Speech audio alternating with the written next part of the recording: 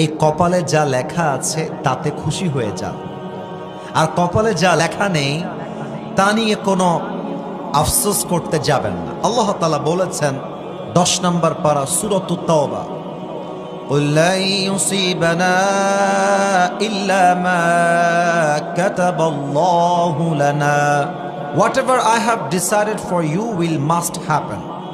আল্লাহ বলছেন আমি তোমার কপালে যা লিখে রেখেছি এটা ডেফিনেটলি হবে, and whatever I have not decided for you will never ever happen। বান্দারে, আমি তোর কপালে যা লিখে রাখি নাই তা আজীবন পুরো পৃথিবীর সমস্ত শক্তি এক করলো কেউ তোকে দেওয়ার ক্ষমতা রাখে না, কারণ কপালের সমস্ত লেখনী লিখেছে একজন। দেখা যাক আপনাদের জবানে আল্লাহর নামটা আসে কিনা, বলেন তো সবাই, তিনি কে?